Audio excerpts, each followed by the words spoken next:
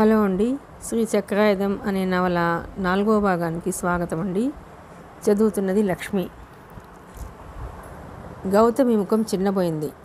ఆయన మనవరాలి భుజం మీద చేయి వేసి అనునయంగా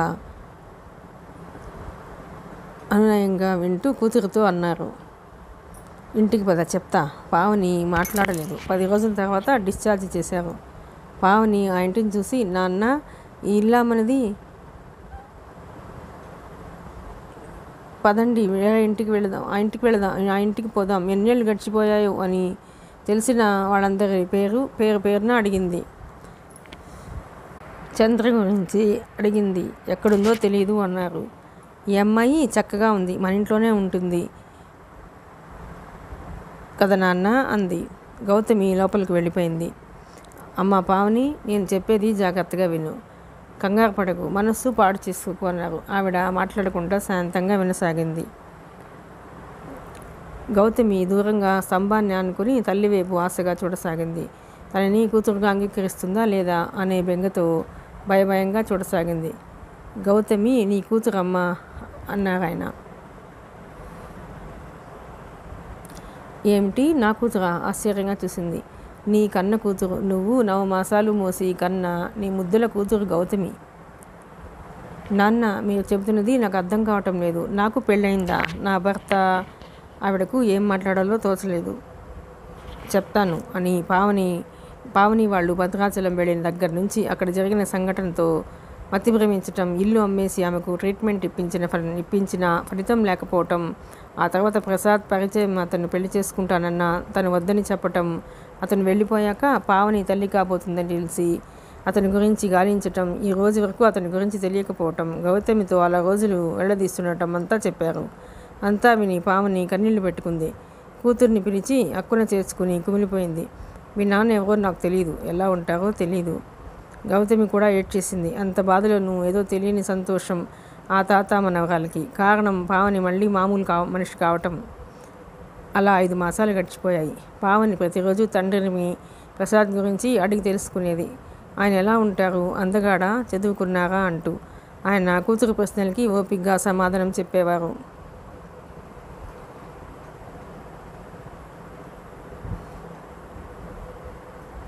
చాలా అందగాడని, అచ్చం గౌతమి తండ్రిలాగే ఉంటుందని అన్ని వివరంగా చెప్పేశారు.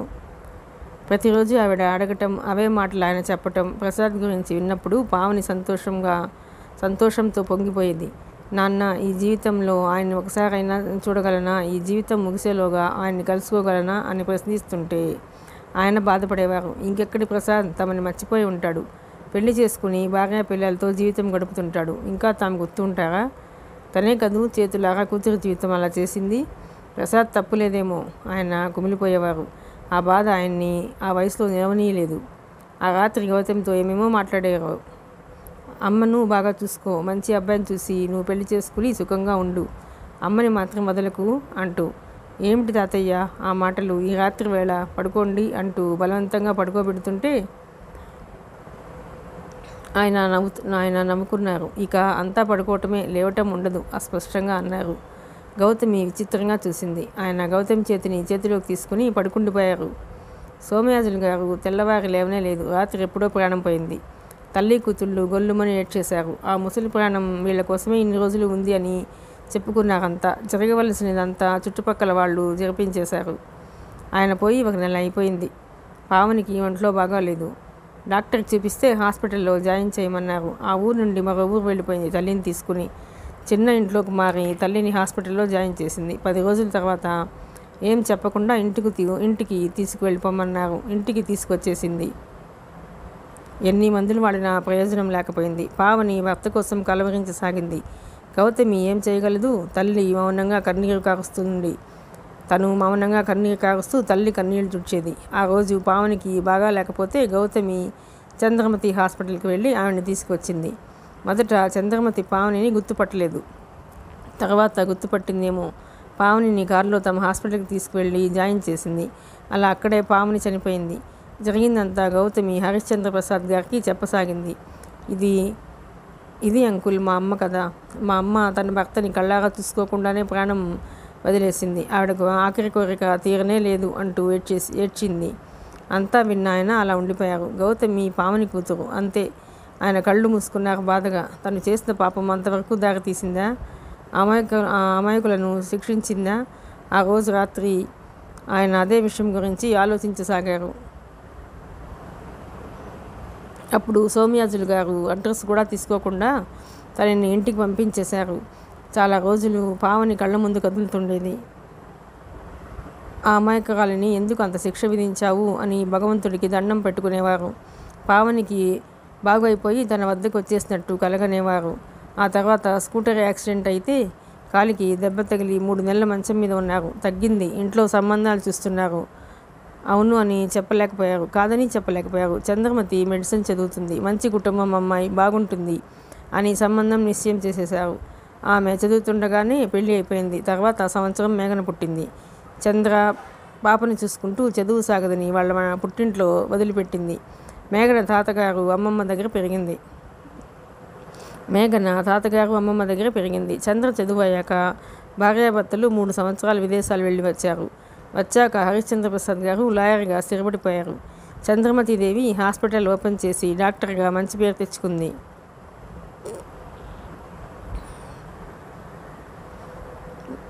మేఘన తమ దగ్గరే ఉంటుంది. విష్ణు కూడా తమ దగ్గరే ఉండేవాడు. అలా రోజులు గడిచిపోయాయి.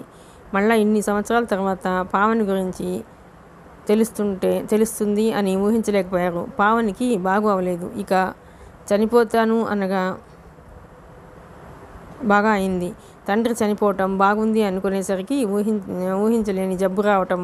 పావని కొద్ది రోజుల్లో చనిపోతుంది అని తెలిసింది. పావని అని చెప్పినా పట్టించుకోలేదు. ఎవరో అనుకున్నాడు. గౌతమిని మొట్టమొదటిసారిగా హాస్పిటల్లో చూశాక ఎవరివో పోలికలు ఉన్నాయి అనిపించాయి. ఆఖరి చూపుకు కూడా నోచుకోలేదు. తన కోసం ఎంత కలవరించిందో, ఆ ప్రాణం ఎంత కొట్టుకుందో, ఆఖరికి శవాన్ని కూడా చూడలేకపోయాడు తను. ఎవరో అనే అనుకున్నారు. పావనికి ఇంత అన్యాయం తన నుండి జరిగిందా? ఈ గౌతమి తన రక్తం పంచుకుని పుట్టిన బిడ్డ. ఈ రోజు నుండి తనకి ఒక కూతురు కాదు, 2 కూతుళ్ళు. ఈ కూతురు బాధ్యత కూడా తనకి ఉంది. చంద్రకి ఈ విషయం తెలిస్తే ఏం జరుగుతుంది? కూతురిగా ఆదరిస్తుందా? మేఘనతో సమానంగా చూస్తుందా? మేఘనకు ఈ విషయం తెలిస్తే విష్ణువు అందరూ ఒకే కట్టు కడితే తను లాయర్. తను తెలుసో తెలియకో తప్పు చేశాడు. తెలిసి చేసినా తెలియక చేసినా తప్పు తప్పే. అందరూ తనని చీకొడితే కాదు, తప్పకుండా అందరూ చీ అంటారు. ఎవరు మెచ్చుకుంటారు? ఒక స్త్రీ కన్నీటి కథ విన్నాక కరిగిపోతారు. ఎవరూ మెచ్చుకోరు. జాలితో అందరూ లేవేలెత్తి చూపిస్తారు. భార్య అయితే తన జీవితంలో సగభాగం పంచుకుంటే మాత్రం తనకు భర్తకు వేరే స్త్రీతో సంబంధం ఉందని తెలిస్తే ఆవిడ చదువుకోవచ్చు, డాక్టర్గా 10 మందికి సేవ చేయవచ్చు. తన జీవితంలో తన భర్త తనని మోసం చేశారని తెలిస్తే ఏ స్త్రీకి ఏ భార్యకు గుండె పగలదు. ఇది జీవితం. గౌతమిని జాలితో స్నేహితురాలి కూతురిగా చేరదీసింది వేరు. భర్తకు వేరే స్త్రీతో సంబంధం ఉండి పుట్టిన బిడ్డ గౌతమి అంటే మేఘనను చూసినంత ప్రేమగా చూడగలుగుతుందా? మేఘన కూడా చాలా మొండి. తల్లినైనా తండ్రినైనా చూడదు. తల్లి అయినా తండ్రినని కూడా చూడదు. అంత మొండితనం. గౌతమికి మంచి సంబంధం చూసి పెళ్లి చేయాలి. ఈ విషయం చంద్రకి చెప్తే ఆమె ఏమంటుంది? కోప్పడుతుందా? అసహించుకుంటుందా? పిరికివాడిగా చూస్తుందా? ఏమనుకుంటుంది? తను ఒకే మాట పైకి చెబితే కూతురు మేఘనకు, విష్ణువుకు అందరికీ తెలుస్తుంది. అందరూ తనని దోషిగా చూడగా ఆయన ఆలోచనలో పడ్డారు. గౌతమికి ఏం చెప్పాలి? ఆమె కోరిక కూడా అదే, తండ్రిని కళ్ళాగా చూడాలి అని. తను చెబితే ఆమె ఇప్పుడు ఇలా ప్రాధాయపడి అడుగుతుంది. తండ్రి ఎక్కడో ఉన్నాడు అని భావించి ఇప్పుడు ఎదురుగానే ఉన్నారని తెలిస్తే తండ్రిగా గౌరవిస్తుందా? ఆశ్రయించుకుంటుందా? ఎటు అనుకోలేకపోయారు. ఆ రోజు నుండి గౌతమి అంటే ఆయనకు ప్రత్యేకమైన వాత్సల్యం, శ్రద్ధ, ప్రేమ ఎక్కువయ్యాయి. గౌతమి అంటే చాలా అపురూపంగా చూడసాగారు. ఎవ్వరూ అంతగా గమనించలేదు. గౌతమి పెళ్లి చేయాలని తలుచుకోగానే రకరకాల ఆలోచనలు. చంద్రకి ఎలా చెప్పాలి? విష్ణు, మేఘన అందరి గురించి రకరకాలుగా ఆలోచించసాగారు. ఏం జరుగుతుందో గౌతమి విషయంలో, ఆమె పెళ్లి విషయంలో. హరిశ్చంద్ర ప్రసాద్ గారిలో మునుపటి కంటే నూతనోత్సాహం పుంజుకోసాగింది. మనసులో ఓ రకమైన సంతోషం. జరిగిపోయింది. ఆ రోజులు తిరిగి రావు. తప్పు అయినా ఒప్పు అయినా అది తన మనసులో దాచుకోవలసింది. ప్రస్తుతం తనకి ఇన్ని రోజులు ఒక్కతే కూతురు అని అనుకున్నారు. కాదు, ఇద్దరు రత్నాల లాంటి బిడ్డలు ఉన్నారు. గౌతమి పెద్ద కూతురు అనుకుంటే విష్ణుకి ఇచ్చి చేసి ఉండేవారు. ఇప్పుడు అలా కాదు. మేఘనతో నిశ్చయమైపోయింది. ఒకరంటే ఒకరు ఇష్టపడిపోయారా? గౌతమికి వేరే సంబంధం నిశ్చయం చేయాలి. ఆలోచిస్తూ ఒక్క రోజు గడుపుతున్న ఆయనకు మరొక కొత్త విషయం తెలిసినట్లయింది. అది ఇంకా మనసులో నిర్ధారణ కాలేదు. ఇలా జరిగితే ఎలా? ఆయన మనసులో భయం ఒకవైపు, ఆనందం మరొక వైపు కలగసాగాయి. ఆ రోజు ఆయన మేడ మీద ఉన్నారు. గౌతమికి ఎగ్జామ్స్ అవుతున్నాయి. ఆమె హడావుడిగా బయలుదేరుతుంది. విష్ణు ఎప్పుడూ ఉదయమే బయటకు వెళ్ళిపోతాడు. రాత్రి ఏ టైంకు ఇంటికి చేరుతాడు. పగలంతా ఇంటి దగ్గర ఉండనే ఉండడు. అటువంటిది అతను గౌతమ్ ఇంటి దగ్గర ఉన్న టైంలో ఇంటి వద్దనే గడుపుతున్నాడు అనే విషయం ఆయనకు ఈ మధ్యనే గ్రహింపయింది. గౌతమి హడావుడిగా బయటకు వెళుతుంటే ఆమెకు కనిపించకుండా విష్ణు నిలబడి ఉన్నాడు. అతని చేతిలో కెమెరా ఉంది. గౌతమి వెళుతుంటే ఇంకో పక్కగా నక్కి ఆమెకు 2-3 ఫోటోలు తీయటం ఆయన గమనించారు. ఆమె కారులో వెళ్ళిపోయాక కొద్దిసేపటికి అతను బైక్ మీద వెళ్ళిపోయాడు. హరిశ్చంద్ర ప్రసాద్ గారు మొట్టమొదటిసారిగా చూశారు. మొదట ఆశ్చర్యపోయారు. ఆ రోజు నుండి వాళ్ళని గమనించసాగారు. గౌతమ్ ఇంటికి వచ్చేసరికి విష్ణు ఇంటికి వచ్చేశాడు. మీరు తొందరగా వచ్చేశారు అడిగింది గౌతమి నవ్వుతూ. అవును, వచ్చేశాను. ఏమిటి ఈ మధ్య ఇల్లు చూడకుండా ఉండలేకపోతున్నాను అన్నాడు అతను నవ్వేస్తూ. అంటే మీకు బాధ్యత పెరుగుతుంది అన్నమాట అంది చిరునవ్వుతో. అవును, పెళ్లి చేసుకునే ఆలోచనలు పుడితే బాధ్యతలు పెరుగుతాయి అన్నాడు 2 అద్దాలతో.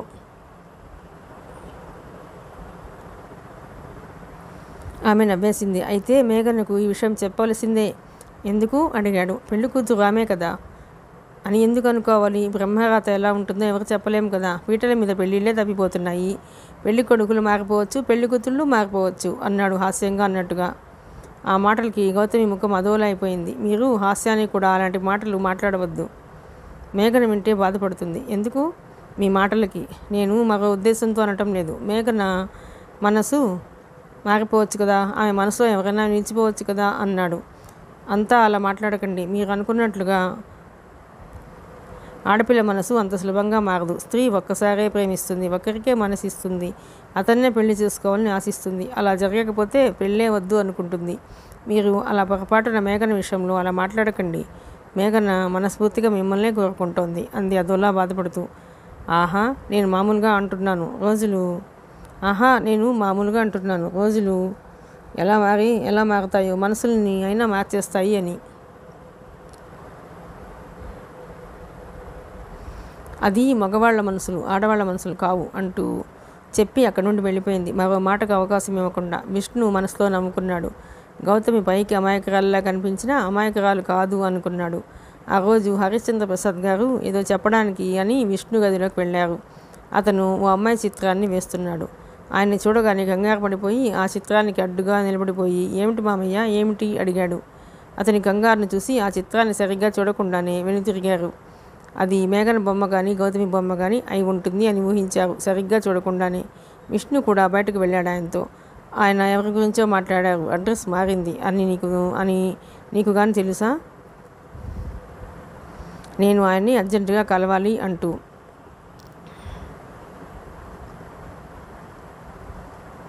నాకు తెలియదు మామయ్య, కనుక్కుని చెప్తాను అన్నాడు. సరే అంటూ ఆయన వెళ్ళిపోయారు. విష్ణు ఆయన వెళ్ళాక చిత్రాన్ని పూర్తి చేసాగాడు. ఒక పగలు రాత్రి కష్టపడి పూర్తి చేశాడు. అతను వెళ్ళాక ఆ రోజు ఉదయం అతని గదిలోకి వెళ్ళకూడదు అనుకుంటూనే వెళ్ళారు. ఆ చిత్రాన్ని చూసి ఒక క్షణం అవాక్కైపోయారు. గౌతమి అక్కడ నిలబడినట్టుగా ఉంది ఆ చిత్రం. మేఘనతో పెళ్ళి అనుకుంటున్నప్పుడు ఆమె చిత్రాన్ని కాకుండా గౌతమి చిత్రాన్ని వేయటంతో అర్థం ఆయనకి అతని మనసు ఏమిటో అర్థమైపోయింది. అయితే గౌతమి మనసు అర్థం కావటం లేదు. హరిశ్చంద్ర ప్రసాద్ గారు ఆలోచించి ఆమె మనసు తెలుసుకోవడానికి ప్రయత్నించారు. ఆ రోజు రాత్రి ఆయనకు టాబ్లెట్స్ గ్లాస్తో పాలు తీసుకుని వెళ్ళింది గౌతమి. ఆయనకు ఆమె ఇస్తుంది టైంకి టాబ్లెట్స్. గౌతమి అంటూ పిలిచారు. ఏమిటి అంకుల్ అంది టాబ్లెట్స్ అందిస్తూ. ఆయన టాబ్లెట్స్ వేసుకుని నీతో మాట్లాడాలి అన్నారు. ఏమిటో చెప్పండి అంది అక్కడే మంచం మీద కూర్చుంటూ. నీకు ఎంఏ పూర్తి అయిపోతుంది, ఏం చేయాలనుకుంటున్నావు? ఆమె మాట్లాడలేదు, మౌనంగా ఉండిపోయింది. గౌతమి అంటూ ఆమె తలపై చేయి వేసి ఆప్యాయంగా నిమురుతూ అన్నారు. పెద్దవాళ్ళు ఏమైనా చేస్తే అది పిల్లల మంచి కోసమే అని తెలుసుకుంటే మాకు చాలా సంతోషం అదేమిటి అంకుల్ అలా అంటారు? మీరు ఏం చెప్తే నేను అలా వింటాను, అందులో సందేహం లేదు. ఎక్కడో కానీ ధూళిలో రాలిపోయే పరిస్థితిలో దిక్కులేని నన్ను మీ ఇంట చేరదీసి ఆశ్రయం కల్పించారు. అందుకు మీ పెద్ద మనసుకి చేతులు ఎత్తి జోడిస్తున్నాను. మీరేం చెప్పినా నా మంచికి అని భావిస్తాను అంది కళ్ళనీళ్ళు తిరుగుతుండగా. చాలా సంతోషం తల్లి, కానీ నువ్వు ఒక్క మాట అన్నావే, దిక్కులేని దాన్ని చేరదీశారని. ఆ మాట నా మనసుని గాయపరుస్తుందమ్మా. అంకుల్ విస్మయంగా చూసింది. అవునమ్మా, ఏ రోజైతే నువ్వు ఈ ఇంట్లో అడుగు పెట్టావో ఆ రోజు నుండి తల్లిదండ్రులుగా మేము నీ బాధ్యత స్వీకరించాం. మాకు మేఘన ఎంతో, నువ్వు అంతే. నేను నీ తండ్రిని అనే భావించు. మీరు నా తండ్రి అని భావించుకోవటంతోనే నేను సంతృప్తి పొందుతున్నాను. కానీ మీరు నా తండ్రి కారుగా. నా తండ్రి ఎక్కడ ఉన్నారో, ఏం చేస్తున్నారో అంది బాధగా. గౌతమి, నువ్వు కొద్ది రోజులు ఆ విషయాలన్నీ మర్చిపో. నేను అడగవలసిన విషయం అడుగుతాను. నీవు నీ మనసులో ఉన్నది నాకు చెప్పాలి. నువ్వు ఏమీ అనుకున్నా నిర్మోహమాటంగా చెప్పాలి. చెప్పండి అంకుల్. కళ్ళల్లో నీటిపొగ అలా ఉండగానే చిరునవ్వు నవ్వింది. ఎంత పెద్ద చదువులు చదివినా ఆడపిల్లకు పెళ్లి ముఖ్యం. ఆమె మాట్లాడలేదు.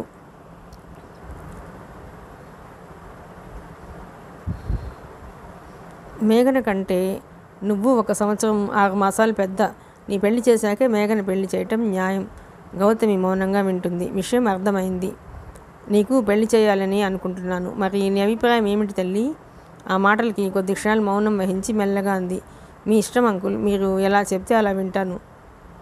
తల్లి, తండ్రి, దైవం, గురువు అన్నీ మీరేగా భావిస్తున్నాను. నేను ఒక సంబంధం చూశాను. అబ్బాయి స్టేట్స్లో డాక్టర్. 2 నెలల్లో తల్లిదండ్రులతో ఇండియా వస్తున్నాడు. అబ్బాయి చాలా బాగుంటాడు, మంచివాడు. వాళ్ళ తల్లిదండ్రులు నాకు ఎప్పటి నుండో తెలుసు. మంచి కుటుంబం. నీకు ఇష్టమైతే అంటూ ఆగారు. అంకుల్, అంతా మీ ఇష్టానికి వదిలేశాను. మీకు ఏది మంచి అనిపిస్తే అలాగే చేయండి. ఆయన సంశయించారు. మనసులో ఏదో అడగాలనుకున్నారు. ఎలా అడగాలో తెలియలేదు. మామూలుగా అన్నారు. నేను ఏదో అన్నాను అనే కాదు. గౌతమి, నీ మనసులో ఎవరైనా ఉంటే చెప్పు తల్లి. ఆ అబ్బాయితో నేను వివాహం జరిపిస్తాను, లేదా ఆ డాక్టర్ అబ్బాయితో వివాహం జరిపిస్తాను. ఆ మాటలకి గౌతమి అదోలా నవ్వింది. నాకు ఒక మనసు ఉందని, నా గురించి ఒక ఆలోచన ఉందని అనుకుంటున్నారా? అంతే. ఎప్పుడూ అది అబ్బే, అట్లాంటివి ఎప్పుడూ లేదు. నా జీవితం, నా ఊహలు అన్నీ మా అమ్మ, తాతయ్య వాళ్ళ గురించే. నేను ఆలోచించేదాన్ని ఎప్పుడు నా పెళ్లి గురించి. తాతయ్య ఆలోచించేవారు, కానీ ఆయన నా పెళ్లి చేసే స్తోమత లేక బాధపడేవారు. ఇప్పుడు నా పెళ్లి గురించి మళ్ళీ మీరు మాట్లాడుతున్నారు. మీకు మంచిది అనిపిస్తే అలా చేయండి. నాకంటే మీకే బాగా తెలుసు అంది మెల్లగా. హరిశ్చంద్ర ప్రసాద్ గారు అప్పుడు అర్థం చేసుకున్నారు. విష్ణు గౌతమిని మనసులో ఆరాధిస్తున్నాడు, కానీ గౌతమికి ఏ ఉద్దేశం లేదని, విష్ణు మేఘన భర్తగానే భావిస్తుంది అనుకున్నారు. ఆ రోజు హరిశ్చంద్ర ప్రసాద్ గారు, చంద్రమతి, మేఘన ఎవ్వరూ ఇంటి వద్ద లేరు. విష్ణు హడావిడిగా ఎక్కడి నుంచో వచ్చాడు. వస్తూనే గౌతమి వచ్చినంత హడావిడిగా పిలిచాడు. ఆ పిలుపులో ఏదో కొత్తదనం అనిపిస్తుంది. ఏమిటి పిలిచారా? గౌతమి లోపల ఉంది. కంగారుగా పరిగెత్తుకొచ్చింది. పద, బయలుదేరు, తొందర పెట్టాడు. ఎక్కడికి? అయోమయంగా అడిగింది. నీకు మేఘన ఫోన్ చేయలేదా? చేయలేదే, అమాయకంగా చెప్పింది. నాకు కనిపించి చెప్పింది. ఏమని చెప్పింది? ఈరోజు ఉదయమే బయటకు వెళ్ళింది. నాకు అస్సలు కనిపించలేదు. ఫ్రెండ్ ఇంట్లో ఉంటాను, గౌతమిని ఇక్కడికి తీసుకురండి అని చెప్పింది. నీకు ఫోన్ చేసిందేమో అనుకున్నాను అన్నాడు. నాకేం ఫోన్ చేయలేదు. నేను ఎందుకు ఫ్రెండ్ ఇంటికి వెళ్ళాలి? ఏమో, నాకేం తెలుసు? నువ్వు రాకపోతే నేను చెప్పలేదు అని, నా మీద రాలేదని, నీ మీద 3 రోజులు అలిగి భోజనం మానేస్తుంది అంటూ బెదిరించాడు. ఆ మాటకి గౌతమి గుండె గుబేలమంది. మేఘన పంతం అందరికీ తెలిసిందే. ఏదో పని అయి ఉంటుంది, లేదా ఊరికి అయి ఉంటుంది. ఏమైనా వెళ్ళాలి. వెళ్ళకపోతే కోపం వస్తుంది అనుకుంది మనసులో. వస్తావా రావా? నేను బయటకు వెళ్ళాలి, తొందర పెట్టాడు. ఆహా, వస్తాను. వెళ్ళకపోతే ఇంకేమైనా ఉందా అంది. మరి తొందరగా తయారవ్వు అన్నాడు కంగారు పెడుతూ. ఇదిగో 10 నిమిషాల్లో వచ్చేస్తాను అని వెళ్ళబోతుంటే, నువ్వు మంచి చీర కట్టుకుని చాలా అందంగా తయారయ్యి రావాలి అన్నాడు. అతని మాటలకు అలా ఒక క్షణం చూసింది. ఆ వెంటనే అతను సర్దుకున్నట్టయి, వాళ్ళందరిలో నువ్వు అందంగా కనిపించాలని అంటూ ప్రతిమాలినట్టుగా అదోలా చూశాడు. గౌతమి ఒక క్షణం అతని వైపు మళ్ళీ చూసింది. ఏమనుకుందో ఏమో, ఏం మాట్లాడకుండా అక్కడి నుండి వెళ్ళిపోయి ఓ 15 గంటలో తయారై వచ్చింది. అతను ఆమె వైపు చూశాడు. మంచి చీర కట్టుకుని అతను చెప్పినట్టే ప్రత్యేకంగా తయారై వచ్చింది. విష్ణు కళ్ళల్లో కాంతి తలుక్కుమంది. ఇద్దరూ కారులో బయలుదేరారు. డ్రైవర్ని వద్దని డ్రైవ్ చేయసాగాడు. ఫ్రంట్ సీట్లో అతని పక్కనే కూర్చుంది. ఆ కారుకి ఎదురైంది చంద్రమతీదేవి కారు. వాళ్ళ కారును చూసి తన కారుని ఆపించింది. ఎక్కడికి వెళ్తున్నారు? చిరునవ్వుతో ప్రశ్నించింది ఆవిడ. గౌతమి అతని వైపు చూసింది. విష్ణు మొదట అదోలా నవ్వి, ఇక్కడికే అత్తయ్య అన్నాడు. సరే వెళ్ళండి అంది. మేఘన రమ్మని కబురు చేస్తే అంది గౌతమి మెల్లగా ఆవిడకి. మేఘని రమ్మని కబురు చేసిందా? సరే వెళ్ళండి అంటూ ఆవిడ అదోలా చూసింది. ఆ చూపులో అనుమానంలా అనిపించింది.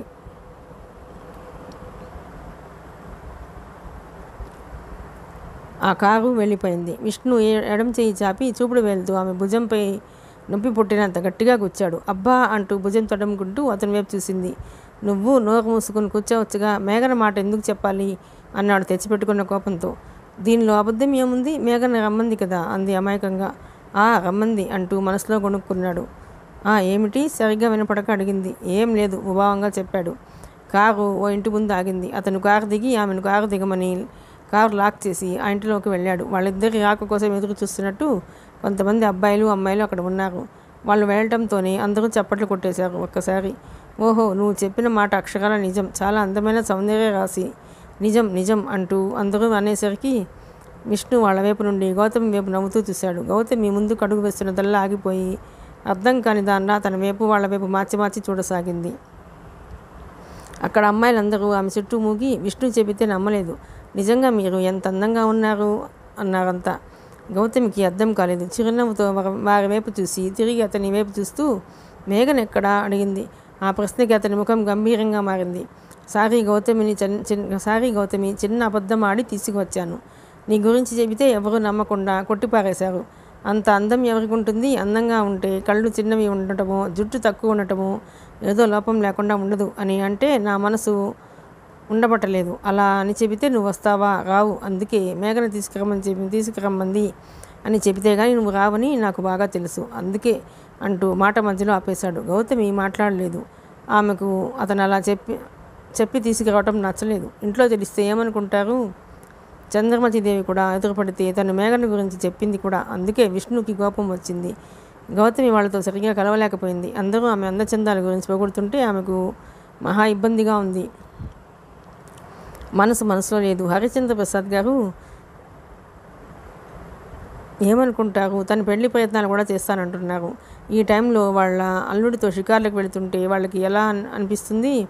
తనపై మంచి అభిప్రాయం కూడా పోతుంది. తనని పెళ్లి చేసుకునే తన భర్త, తన భార్య ఇలాంటిది అని అనుకోకూడదు. తను ఎంతో జాగ్రత్తగా మంచిగా మసులుకోవాలి. ఈరోజు ఇలా అయిందే అని బాధపడసాగింది. మధ్యాహ్నం అక్కడే భోజనం చేసి సాయంత్రం 6 గంటలకు కానీ బయలుదేరనివ్వలేదు. 6 గంటలకి ఇంటికి వచ్చేశారు. ఇంటికి వచ్చాక చంద్రమతి దేవి అలా తన గదిలో పడుకుండిపోయింది. మేఘన ఆ రోజు ఫ్రెండ్స్తో ఏదో పని పక్క ఊరికి వెళతానని చెప్పి వెళ్ళింది. ఈ విషయం ఇంట్లో ప్రత్యేకంగా చెప్పవలసిన టైం ఆమెకే లేకపోయింది. తల్లికి చెప్పిందే కానీ తండ్రికి కూడా చెప్పకుండానే వెళ్ళిపోయింది.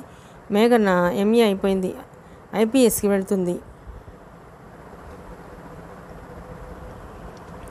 తను పోలీస్ ఆఫీసర్ కావాలని ఆమె పట్టుదల. ఆమెకు ట్రైనింగ్ అయి ఉద్యోగం వచ్చేస్తే, విష్ణుకి కూడా ఏదైనా ఉద్యోగం వచ్చేస్తే ఇద్దరికి పెళ్లి చేసేయాలని అనుకుంటున్నారు. విష్ణు ఎందుకు అబద్ధం చెప్పాడు? గౌతమిని ఎక్కడికి తీసుకువెళ్తున్నాడు? వాళ్ళిద్దరి మధ్య ఆకర్షణ పెరిగి పెళ్లికి దారి తీస్తే మేఘన గురించి తనకి బాగా తెలుసు. అనుకున్నది జరగకపోతే కోపంతో, పట్టుదలతో, పంతంతో పిచ్చిదైపోతుంది. ఆ పిచ్చిలో ఎవరినైనా చంపేస్తుంది. అంత మొండితనం మేఘనది. ఆవిడకు మనసు ఏం బాగుండలేదు. అంతలో హరిశ్చంద్ర ప్రసాద్ గారు వచ్చారు. వస్తూనే ఏమిటలా ఉన్నావు అంటూ ప్రశ్నించారు. ఆ ప్రశ్నకు ఆవిడ చిరునవ్వు నవ్వింది. ఒక్కరోజు అలా ఉంటుంది, ఏమంటే ఏం చెప్పలేం అంది మెల్లగా. ఆవిడలో ఏదో మార్పు తెలుస్తుంది. ఆయన గ్రహించుకున్నారు. ఎందుకు ఆవిడ మనసు బాగుండలేదని అదే విషయం అడిగారు.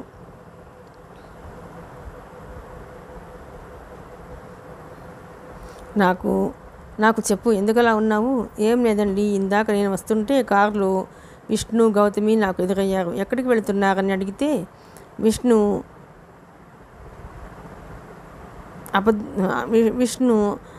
విషయం చెప్పలేదు. గౌతమి చెప్పింది మేఘన రమ్మని కబురు చేస్తే వెళుతున్నామని. అయితే ఆయనకు అర్థం కాలేదు. అసలు విషయం ఏమిటంటే మేఘన ఫ్రెండ్స్తో పక్క ఊరికి వెళ్ళింది. నాకు తప్ప ఎవరికీ తెలియజేసే అంత టైము అమ్మాయికి లేదు, వెళ్ళిపోయింది. ఆయన మాట్లాడలేదు. ఏదో అబద్ధం చెప్పి ఎవరికీ తెలియకుండా వెళ్ళవలసిన అవసరం ఏమిటి? మనం ఏమంటాం, మనం మరి ఎందుకలా వాళ్ళు వెళ్ళారు? అదే ఆలోచిస్తున్నానండి అంది ఆవిడ. ఆయన వెంటనే జవాబు ఇవ్వలేదు. తర్వాత మెల్లగా, నువ్వు చెప్పినది వింటుంటే వాళ్ళు ఎక్కడికి వెళ్ళారో, ఎందుకు వెళ్ళారో నాకు అర్థం కావటం లేదు అన్నారు. అది కాదండి, ఏదో చెప్పబోయి ఆగిపోయింది. ఏమిటి? మేఘనకు తెలిస్తే తెలియనివ్వకూడదు, మనం చెప్పం, చూసిన వాళ్ళు ఎవరైనా చెబితే అని సందేహం వెళ్ళబుచ్చింది. కష్టమే ఆయన అన్నారు. అది కాదండి, వాళ్ళిద్దరిని అలా చూస్తే నాకేదో అనుమానంగా ఉంది. అవును, నాకు అనిపిస్తుంది, కానీ గౌతమిది తప్పు లేదని అనిపిస్తుంది. అంటే విష్ణుది తప్పంటారా? ఆయన తల ఊపారు. అలా అలా ఎలా అనుకుంటున్నారు? ఇద్దరు కూడా బలుక్కుంటేనే కానీ అలా వెళ్ళలేరు కదా. నిజమే, కానీ గౌతమికి విష్ణు ఏం చెప్పి తీసుకువెళ్ళాడో మనకు తెలియదు కదా అన్నారు ఆయన. మీరు ఎలా అనుకోగలుగుతున్నారు? గౌతమితో ఒకరోజు మాట్లాడాను. విష్ణు ఆ అమ్మాయి పట్ల ఆకర్షితుడు అవుతున్నాడా లేదా అనే అనుమానం నీకంటే ముందే నాకు వచ్చింది. అందుకే గౌతమిని పిలిచి అడిగాను. ఏమని అడిగారు అన్నట్లు చూసింది. నిన్ను మా అమ్మాయితో సమానంగా భావిస్తున్నాం. నీ పెళ్లి బాధ్యత మాది. మేము చూసిన సంబంధం నువ్వు చేసుకుంటావా, లేక నీ మనసులో ఎవరైనా ఉంటే చెప్పు, ఆ అబ్బాయికి ఇచ్చి పెళ్లి చేస్తాం అని అన్నారు. మీరు అలా అంటే ఏమన్నది? లేదు, నా పెళ్లి గురించే నేను ఆలోచించడం లేదు ఇంతవరకు. మీరు ఏ సంబంధం చూసి చేస్తే మీ ఇష్టమే. మీరు ఎలా చెప్తే అలానే వింటాను అని చెప్పింది. అవును, ఆ అమ్మాయి అలా చెప్పింది. అప్పుడు అలా అనుకోవచ్చు, ఇప్పుడు మనసు మారవచ్చు కదా. అంటే నువ్వు గౌతమిని అనుమానిస్తున్నావా? నేను అనుమానించటం కాదండి, ఇప్పుడు ఏం జరుగుతున్నది అని ఆలోచిస్తున్నాను అంది మెల్లగా. ఆయన వెంటనే మాట్లాడలేదు. మెల్లగా అన్నారు. నువ్వు ఊహించినట్లుగానే జరిగితే ఏం చేయాలనుకుంటున్నావు? ఆవిడ మాట్లాడలేదు. పోనీ ఆ అమ్మాయిని ఇంట్లో నుంచి పంపించేద్దామా అడిగారు, భార్య ఏమంటుందో అనే ఉద్దేశంతో. అయ్యో, అలా ఎలా చేస్తాం అంది కంగారుగా. ఎందుకు చేయలేం? మన అమ్మాయి కంటే ముఖ్యం కాదుగా గౌతమి అన్నారు. అయ్యో, అలా అనకండి. మేఘనకు అందరూ ఉన్నారు, గౌతమికి ఎవరూ లేరు. ఇంట్లో నుండి ఎలా పంపిస్తాం? ఆ అమ్మాయి ఎక్కడికి వెళుతుంది అంది కొద్దిగా బాధపడుతూ. మరి ఎలా? మన అమ్మాయి జీవితం మనకి ముఖ్యం కదా అన్నారు. ఆవిడ ఏమనుకుంటుందో, మనసులో ఏమనుకుంటుందో తెలుసుకుందామని. గౌతమి చాలా అమాయకురాలు. ఒక విధంగా చెప్పాలంటే మన అమ్మాయి కంటే అందమైనది. ఆయన మౌనంగా వింటున్నారు. ఒక మగవాడి మనసు అందం వైపే మొగ్గు చూపుతుంది. అలాగే విష్ణు మనసు కూడా ఆమె వైపే మొగ్గు చూపి ఉండొచ్చు. అయితే ఏం చేద్దామంటావు? అదే నాకు అర్థం కావటం లేదు. వయసు అటువంటిది, ఏ టైంలో ఎటు మొగ్గుతుందో తెలియదు. నిన్నటి గౌతమి వేరు కావచ్చు, ఈరోజు గౌతమి మరోలా కావచ్చు. రేపటి గౌతమి ఏం చేస్తుందో ఎవరం చెప్పలేం అంటూ బరువుగా నెట్టూచింది. పావని నా ప్రాణ స్నేహితురాలు. అభం శుభం తెలియని ఆమెను మా అన్నయ్య పేరు చెప్పి ప్రేమలో పడేశాను. చిన్న వయసు మా ఇద్దరిది. పెళ్ళి, ప్రేమ అర్థం తెలియని వయసు మాది. ఆ మాటకి పొంగిపోయి అనవసరంగా మా అన్నయ్య అంటే ఇష్టం పెంచుకుంది. మా అన్నయ్య వేరే అమ్మాయిని చేసుకుంటే పావని కృంగిపోయింది. పావనికి అన్ని విధాల అన్యాయం జరిగింది. దాని కడుపున పుట్టిన బిడ్డకు మళ్ళీ అన్యాయం జరగటం నేను సహించగలనా? అలాని నీకు అన్యాయం జరిగితే సహించగలవా? సహించలేను. మరి వాళ్ళ జీవితంలో ఏమైనా మార్పు జరిగితే తట్టుకోవాలి, భరించాలి, తప్పదు. నేను డాక్టర్ని. ప్రాణం పోస్తేనే కానీ ప్రాణం తీయడం నాకు చేత కాదు.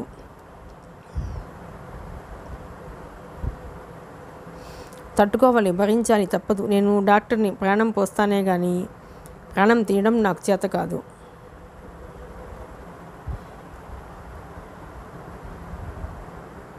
రేపు గౌతమితో మాట్లాడనా? ఏమని? భర్త వైపు ప్రశ్నార్థకంగా చూసింది. విష్ణు మీద ఆశలు పెట్టుకోవద్దని. ఆ మాటలకి నవ్వింది. ఆ నవ్వు జీవం లేనట్లుగా ఉంది. అలా ఎప్పుడూ చెప్పకూడదు. మీరు లాయరు, న్యాయానికి ఊపిరి పోస్తారు. ఎవరి నుదుటన ఎలా రాసిపెట్టి ఉందో ఎవరూ చెప్పలేరు. చూద్దాం. వాళ్ళిద్దరూ అలా వెళ్ళారని ఇంతగా ఆలోచిస్తున్నాం. దీని పర్యవసానం ఏమిటి అని. నిజానికి వాళ్ళు ఎందుకు ఎక్కడికి వెళ్ళారని నిజం తెలిసిపోతే మనం ఇంత బాధపడవలసిన అవసరం ఉండదేమో. నిజమేనే, మెల్లగా అడుగుతాను. గౌతమి మనసులో ఎలాంటి ఉద్దేశం ఏదీ లేకపోతే గౌతమికి ఆ సంబంధం నిశ్చయించి పెళ్లి చేసేద్దాం అన్నారు. ఆవిడ తల ఊపింది. అలానే అన్నట్లు. హరిశ్చంద్ర ప్రసాద్ గారికి ఏం పాలుపోవటం లేదు. మేఘన విష్ణుకి పెళ్లి చేయాలని ఎప్పుడో నిశ్చయం చేసిందే. మధ్యలో ఏమైనా జరిగితే ఆయన మౌనం వహించారు. విష్ణు మాత్రం హుషారుగా మామూలుగా ఉంటున్నాడు. గౌతమి మాత్రం ముభావంగా ఉంటుంది. అతను మంచివాడని తెలుసు, కానీ అతని ప్రవర్తన చూస్తుంటేనే భయం కలుగుతుంది. ఇంట్లో అందరూ ఏమనుకుంటారు? కూతురులా ఆదరిస్తున్నారు. వాళ్లకు కాబోయే అల్లుడిని తన వైపుకు తిప్పుకుంటుంది అని అనుకోరు. అందుకే ఆ ఇంటిలో భయంగా ఉండసాగింది. అలా 3 నెలలు గడిచిపోయాయి. విష్ణు, గౌతమి చిత్రాల్ని రోజుకి ఒకటి చొప్పున వేయసాగాడు. ఆ విషయం ఎవరికీ తెలియదు. మేఘ సెలెక్ట్ అయ్యి ట్రైనింగ్కు 4 రోజుల్లో బయలుదేరుతుంది. గౌతమికి ఆ ఇంటిలో ఉండటానికి ఇష్టంగా అనిపించటం లేదు. కారణం విష్ణుయే. అతని కళ్ళల్లో కాంతి గౌతమిని చూడగానే తళుక్కుమనటం, ఆమె అంటే ఇష్టపడటం చూచాయిగా అన్నీ గ్రహించుకున్న గౌతమికి ఆ ఇంట్లో ఉండటం కష్టంగానే అనిపిస్తుంది. స్టేట్స్లో ఉన్న డాక్టర్ భాగ్యదేవ్ అతని తల్లిదండ్రులతో ఇండియా వస్తున్నట్లుగా హరిశ్చంద్ర ప్రసాద్ గారు తెలియజేశారు. అనుకున్నట్లుగా 2 నెలలు రావడానికి అవలేదు. అందుకే మరో 2 నెలలకి వస్తున్నట్లు. ఇప్పుడు మళ్ళీ రావడానికి సరిగ్గా 15 రోజులు ఉంది. చంద్రమతీదేవికి మనసు కొద్దిగా కుదుటపడింది. గౌతమికి పెళ్లి చేసి పంపించేస్తే తమ బాధ్యత తీరుతుంది అని. గౌతమికి ఈ విషయం హరిశ్చంద్ర ప్రసాద్ గారు చెప్పారు. గౌతమి ఇష్టంగానే తల ఊపింది. నిజానికి వాళ్ళు ఎప్పుడు వస్తారా అని ఎదురు చూడసాగింది. మేఘన విష్ణు గదిలోకి వెళ్ళింది. అతను మంచం మీద పడుకుని పుస్తకం ఏదో చదువుకోసాగాడు. ఏమండోయ్ శ్రీవారు అంటూ నవ్వుతూ పలకరించింది. తల తిప్పి చూసి నవ్వాడు. చనువుగా అతని మంచం దగ్గరగా కుర్చీలో కూర్చుంది. ఇప్పుడు చెప్పు ఏమిటో. నేను 2 రోజుల్లో ట్రైనింగ్కి వెళ్ళిపోతున్నాను. ఆ తర్వాత నాకు ఏ ఊరు వస్తారో తెలీదు. ఏం చెప్పాలి అన్నాడు. మన పెళ్లి గురించి అంది. మన పెళ్లి గురించా? అవును విష్ణు, ఇన్ని రోజులు గడిచిపోయాయి. మన చదువులు అయిపోయాయి. నేను కోరుకున్నట్లు పోలీస్ ఆఫీసర్నే కాగలిగాను. నీకు చదువు అయిపోయింది. మన ఇద్దరు పెళ్లి జరగాలని ఆశతో ఎదురు చూస్తున్నాను. నా ఉద్యోగం అవ్వాలిగా. ఎందుకు రాదు? నీకు ఉద్యోగం వచ్చేస్తుంది. అతను మాట్లాడలేదు. నాకు అందరిలా పెళ్లి చేసుకుని నా ఇల్లు దిద్దుకోవాలని ఉంది అంటూ నవ్వింది. అతను నవ్వి అన్నాడు, నువ్వు పోలీస్ ఆఫీసర్వి. నీకు పగలు రాత్రి డ్యూటీలు ఉంటాయి. ఇల్లు దిద్దుకోవడానికి వీలవుతుందా? ఎందుకు అవ్వదు? మనసు ఉంటే మార్గం ఉంటుంది. గడప దాటినప్పుడే నేను పోలీస్ ఆఫీసర్ని. ఇంటిలో ఉన్నప్పుడు నీ అర్ధాంగిని. నువ్వంటే నాకు పిచ్చి ప్రేమ. నేనంటే నీకు ఇష్టమే అని తెలుసు అంటూ ఎదురుగా ఊపిరి పీల్చుకుంది. అతను మాట్లాడలేదు. మన పెళ్లి తొందరలో జరిగిపోవాలి. మరి నీ ఉద్యోగం ఒక ఊళ్ళో, నా ఉద్యోగం ఒక ఊళ్ళో అయితే ఎలా? అలా అని పెళ్లి మానుకోలేము కదా. నిజమే, అతను ఒప్పుకున్నాడు. మేఘన అతని చెయ్యి అందుకుంది. విష్ణు మన పెళ్ళి జరిగి తీరాలి. అతను మాట్లాడలేదు. ఏమిటి మాట్లాడవు? ఏం మాట్లాడను? నా వంతు నువ్వే మాట్లాడేస్తున్నావు అంటూ నవ్వాడు. అతని మనసు 2గా ఊగిసలాడుతుంది. మేఘనకు మొండితనం ఉంది. ఒక విధంగా చూస్తే అమాయకురాలు కూడా. నిజం చెప్పాలి అంటే మేఘన అంటే తనకి చాలా చాలా ఇష్టం. అయితే తను ఊహించుకున్న ఊహల్లో భార్య ఇలా ఉండాలి అనుకున్నాడు. ఆ లక్షణాలు ఆమెలో లేవు అని తెలుస్తుంది. భర్త ఒక మాట అంటే తిరిగి మాట విసిరే భార్య కాదు. చిరునవ్వుతో భర్తని లాలించి ప్రేమించేది అయి ఉండాలి. మేఘనకు తన పంతం నెగ్గించుకోవటం కోసం ఏమైనా చేస్తుంది. అది తనకిష్టం లేదు. మేఘన అంటే చాలా ఇష్టం ఉన్నప్పటికీ పెళ్లి చేసుకునే ఉద్దేశం లేదు. ఆ మాట ఎలా చెప్పాలో అర్థం కావటం లేదు. ఒక విధంగా పిచ్చిపిల్ల. పెళ్ళి అనేది 2 జీవితాలకి ముడివేయటం, ఇద్దరు దగ్గర అవటం. అంతేకాని ఒకరు అటువైపు లాగుతుంటే మరొకరు ఇటువైపు లాగుతుంటే సంసారం అనే త్రాడు తెగిపోతుంది. మేఘన అంత దూరం ఆలోచించటం లేదు. పెళ్లి కోరుకున్న అతనితో జరిగిపోవాలి అంతే. అదే ఆలోచిస్తుంది. ఇప్పుడు తను ఏం చెప్పలేడు. చెప్పినా పెద్ద గొడవ అవుతుంది. మామయ్య అత్తయ్య చిన్నపుచ్చుకుంటారు. మేఘన పెళ్లి జరగటమే మంచిదా? ఆలోచిస్తుంటే మేఘనంది. ఏమిటి విష్ణు భగద్యాసలో ఉన్నావు? పక్కన నన్ను ఉన్నావుగా నవ్వాడు. నేను నీ పక్కన ఉంటే ఎవరు గుర్తుకు రాగా? గర్వంగా చూసింది. అన్నట్లు కళ్ళు తిప్పాడు. నాకు ఈరోజు చాలా ఆనందంగా ఉంది. మిమ్మల్ని అందరినీ విడిచి ట్రైనింగ్కి వెళుతున్నాను అనుకుంటే దిగులుగా ఉంది. నీ నోటి నుండి ఈ మాటలు వింటుంటే ఈ జీవితానికి అంతకంటే ఏం కావాలి అంది. అలా అంటున్నప్పుడు ఎన్నడూ లేనిది ఈ మేఘన కళ్ళలో నీళ్లు తిరిగాయి. ఈరోజు ఎందుకో నీకు చాలా దగ్గరగా అనిపిస్తుంది. ఇది ఈ జన్మబంధం కాదు, ఎన్ని జన్మల బంధమో మనల్ని ఈ జన్మలో ఒకటిగా చేస్తుంది. నువ్వే కావాలి. నీవు లేకుండా నేను బ్రతకలేని విష్ణు అంది. విష్ణు అన్నాడు, నువ్వంటే నాకు ఇష్టమే. నాకు ఇంకా ఇష్టం. నాకు ఇప్పుడే పెళ్లి చేసుకోవాలనిపిస్తుంది అంది సంతోషంతో. సంతోషంలో అలాగే అనిపిస్తుంది అన్నాడు 2 అద్దాలతో. విష్ణు నాదో కోరిక ప్రతిమాలనట్టు అడిగింది. ఏమిటి? కుతూహలంగా చూశాడు. ఈ రోజు నుండి నేను వెళ్ళే ఈ 2 రోజులు చిన్న కోరిక. ఏమిటి అంటే నాకు వంట రాకపోయినా కష్టపడి నీకోసం నేను వంట చేస్తాను. నేనే స్వయంగా వడ్డిస్తాను. ఈ 2 రోజులు నేను నీకు ఏం కావాలో అమరుస్తాను. నాతో షికారుకి, సినిమాలకి, షాపింగ్కి రావాలి. ఈ 2 రోజులు ఎక్కడికైనా మనం కలిసే వెళ్ళాలి. నీ స్నేహితులందరినీ నా కోసం 2 రోజులు వదిలేయాలి. అతను నవ్వి ఆమె చేతులు తన చేతుల్లోకి తీసుకున్నాడు. నువ్వు కోరావు, తప్పకుండా అలాగే చేస్తాను. నువ్వు వెళ్ళే 2 రోజులు నీతోనే ఉంటాను అన్నాడు. మేఘన సంతోషంతో ఉప్పొంగిపోయింది. మా పోలీసు ఉద్యోగాలు చాలా కఠినమైనవి. అంటే అంటే ఏముంది, విష్ణు చేతిలో పిస్టల్ పట్టుకొని లాఠీలు పట్టుకొని తిరగాలి. అంటే ఏముంది, విష్ణు చేతిలో పిస్టల్ పట్టుకొని లాఠీలు పట్టుకొని తిరగాలి. దొంగల మధ్య కూనీకోకల మధ్య ఉండాలి. నువ్వు కోరుకున్నదేగా? అవును, నేను కోరుకున్నదే. ఎందుకో తెలుసా? అన్యాయాన్ని ఖండిస్తాను, దోషులను శిక్షించి నిర్దోషులను రక్షిస్తాను. అందుకే ఏరికోరి ఈ పోలీస్ అధికారాలని కావాలనుకుంటున్నాను. చాలా సంతోషం. కానీ ఒక్కటి నిజం, చట్టానికి కళ్ళు లేవు. నిర్దోషులను శిక్షించి దోషులను వదిలేస్తుంది చట్టం. నువ్వు మాత్రం ఎలా వాళ్ళని శిక్షించగలవు? మేఘన కొద్దిసేపు మాట్లాడలేదు. ఇంతవరకు అలాగే జరుగుతుంది, కానీ నేను ఏదో కొత్త మలుపు తిప్పాలని ప్రయత్నిస్తున్నాను అంది. అలాగే కానివ్వు, అనుకున్నది సాధిస్తే అందరికీ సంతోషమే. మాకందరకు అదే గర్వకారణం అన్నాడు పొగుడుతూ. ఆమె నవ్వేసింది. మిగతా కథ 5వ భాగం నుండి. ప్లీజ్ అండి, మీకు కనుక ఈ నవల నచ్చినట్లయితే లైక్ చేయండి, షేర్ చేయండి, సబ్స్క్రైబ్ చేయండి.